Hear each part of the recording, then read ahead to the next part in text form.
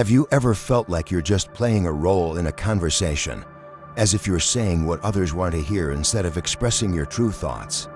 Maybe you've wondered why people go out of their way to fit into a group, or why it seems like every social interaction is a game, one that doesn't really interest you. Well, you're not alone. Arthur Schopenhauer, a philosopher often associated with pessimism, saw life this way. He argued that most people are trapped in a performance. They act, speak, and dress not because it reflects who they really are, but because they're conditioned to seek acceptance. The question most people never ask themselves is, acceptance from whom? Think about it for a second. How often do you sit through conversations that don't interest you, just to avoid looking rude? Or laugh at jokes that don't even make you smile, just to fit in? And how many times have you felt like every social interaction is a trade, where you have to give something of yourself just to belong? The important question here is, at what cost? Schopenhauer believed that the more intelligent a person is, the less they'll fit into this social game. Why?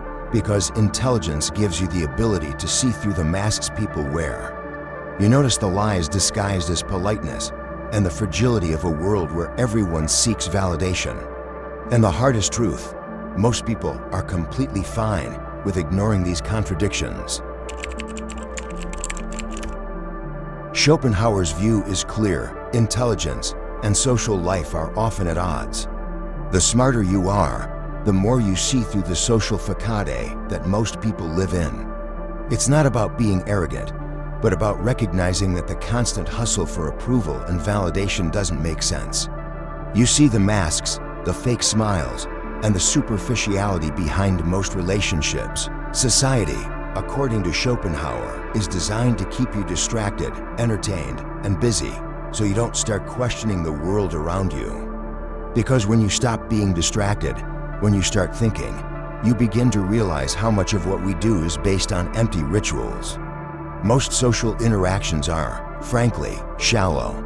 But here's the dilemma: the more you start seeing this, the more you feel isolated. And this loneliness is something that intelligent minds are forced to confront. It's not that you don't want connections, but when most of those connections are built on shallow exchanges, they lose their meaning. Schopenhauer didn't just describe this as a difficult reality. He pointed out that true intelligence can feel like a curse because it leads to solitude. And this solitude, it's not a bad thing, but society often makes us think it is. We're conditioned to believe that happiness comes from being part of a group, having friends, and being accepted. But what happens when most of those friendships are empty? The truth is, when you start valuing your own time and peace over constant socializing, something shifts. At first, loneliness feels uncomfortable, but over time, it becomes a privilege. In solitude, you begin to find something that society doesn't want you to discover: peace of mind. Schopenhauer saw intelligence as both a gift and a burden. The more you understand the world, the less excited you are by it. The more you see of human nature, the less you want to be part of its shallow games. Many people misunderstand this, thinking that Schopenhauer's ideas lead to misanthropy, a hatred of people. But that's not what he was saying. What he meant was this: it's not about rejecting people. It's about understanding the difference between engaging in true interactions and feeling obligated to socialize simply because society expects it. It's about freeing yourself from the constant need for external validation. When you stop seeking acceptance, when you stop caring about fitting in, something strange happens. People start to notice you. They see that you're not desperate to be liked, that you're not trying to fit into their little social box. And that, it makes them uneasy. Why? Because most people are trapped in the need for approval. They need to feel seen, heard, validated. But when you stop playing by those rules, you become an enigma. And here's the irony: the less you care about others' approval, the more power you have over the game. True freedom begins when you no longer worry about what others think of you. This doesn't mean you should cut yourself off from everyone. It means choosing when and with whom you want to engage, rather than just going along with what everyone else is doing. It's about being selective in your interactions, not out of fear, but out of self-respect and understanding. When you stop seeking approval from others, when you embrace solitude, something profound begins to happen. You realize that silence is your ally. Silence becomes your sanctuary, your space to think, reflect, and reconnect with yourself. This idea terrifies others because we live in a world that thrives on noise.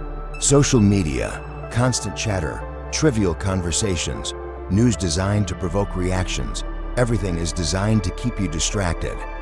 Distractions are the enemy of introspection because when you're quiet, you're forced to think. And thinking too much, that's dangerous for the system. Schopenhauer spent much of his life alone, not because he hated people, but because he understood something important.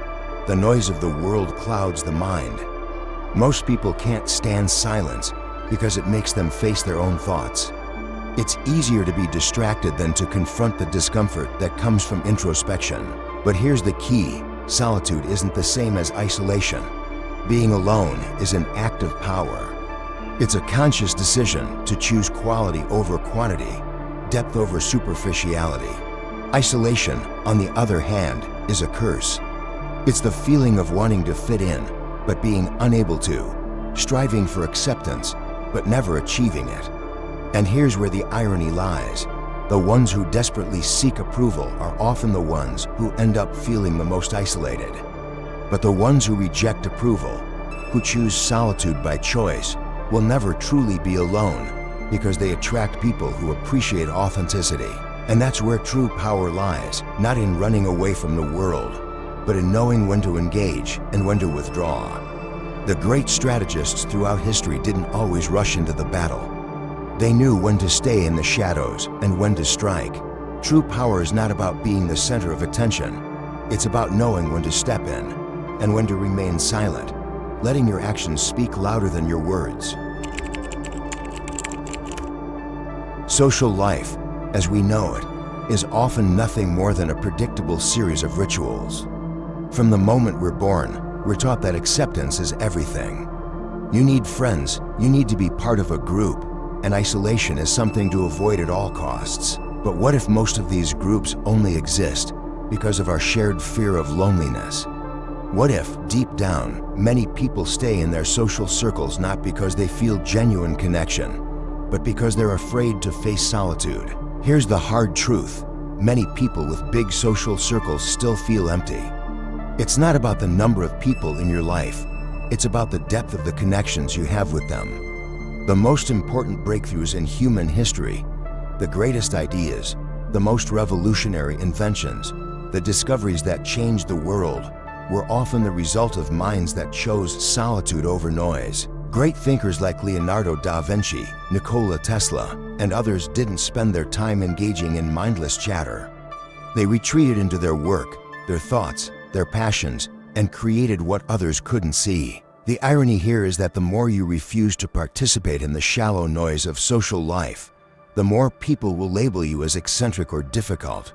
Why? Because they don't understand. They're caught in the routine, the cycle of needing to be seen and heard. But when you step away from that cycle, you start to see the truth. Social life isn't about meaningful connections. It's a series of rehearsed actions designed to keep you in line with society's expectations. Most people spend their lives following the script: dress a certain way, talk a certain way, behave a certain way, so that they can feel accepted.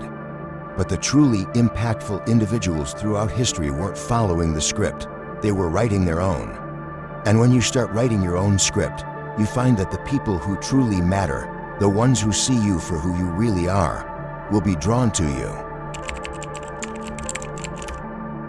Here's where things get tricky. Some people, after hearing all of this, might think the answer is to completely reject society, to isolate themselves completely, and live as hermits away from the world.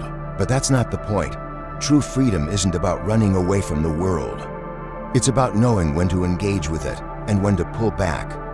It's about not being bound by the expectations of others, but still choosing when to step into the spotlight when it serves you or your mission. Think of the great strategists and leaders throughout history. They didn't always crave attention. In fact, Many of them preferred to stay in the background, carefully planning their moves, only stepping forward when they knew it would make the biggest impact. They understood the power of silence, of stillness, of working quietly in the shadows until the moment was right to make their mark. And this is where most people misunderstand the concept of freedom. They think it's about doing whatever they want, without caring about the consequences. But true freedom is not about acting recklessly or rejecting society entirely. It's about not needing others' approval to live life on your own terms. It's about not filling your life with meaningless noise just to feel alive. It's about having the courage to be alone without feeling the need to distract yourself or seek validation from the world around you. This doesn't mean you cut yourself off from everyone. It means you choose your interactions carefully. You don't feel the need to fill every second of your day with people or distractions. You learn to be at peace with your own thoughts, to find joy in solitude, and to create meaningful relationships when it matters. The truth is, the more you dare to be yourself, authentically, unapologetically, the more you attract the people who truly resonate with you. Not because you're trying to be different, but because authenticity is rare. People are desperate for it, but most are too afraid to be truly themselves. Those who are, however, become magnetic. They draw others to them, not through desperation or need, but simply by being true to themselves. At the end of the day, the most difficult question you'll face is, what kind of life do you want to live? Most people will choose the easy path, the one that involves fitting in, following the rules, and seeking validation from others. This is the comfortable route. It's safer, more predictable, and requires less introspection. But the cost of this choice is high. You live a life that isn't truly yours. You end up becoming a reflection of what others expect from you, not who you truly are. The people who choose the other path, the ones who have the courage to embrace solitude, to reject the noise, to live authentically, they are the ones who leave a lasting impact. These are the ones who create real change. They're not defined by the opinions of others. They create their own definitions of success and happiness. Here's the brutal paradox. The more you dare to be yourself, the more you will attract others to you. Not because you're seeking attention, but because true authenticity is magnetic. People crave authenticity, even if they don't realize it. When you stop pretending to be someone you're not, you start to attract the people who matter, those who are also looking for depth, meaning, and truth. This is why Schopenhauer's idea about solitude being a privilege rings so true. Solitude isn't a punishment. It's a space where you can truly reflect, create, and live on your own terms. The more you reject the social game and start living for yourself, the more you realize that you don't need anyone's approval to be happy. But here's the catch: once you've seen the truth, that most social interactions are shallow, that society's norms are arbitrary, you can't unsee it. You can't go back to pretending that everything is normal, that fitting in is worth the sacrifice. The discomfort that comes with this realization is profound. It's like waking up from a dream and realizing you've been living in a world of illusions. The hardest part of this journey is accepting that you might never be understood by most people. The majority will continue to chase the approval of others, to follow the social script. But you'll know the truth. You'll understand that life is not about fitting in. It's about finding what truly resonates with you and having the courage to follow that path, even if it means walking alone. And that, in the end, is the real test. Will you continue to play the game, to conform to expectations, or will you choose to live authentically? Will you stop betraying yourself just to fit in and start living for you, not for others? So, I'll leave you with this final thought. True freedom isn't about doing whatever you want without consequences. It's about not needing anyone's approval to do what you truly desire. It's about being able to stand alone in silence, without feeling the need to fill every moment with distractions or noise.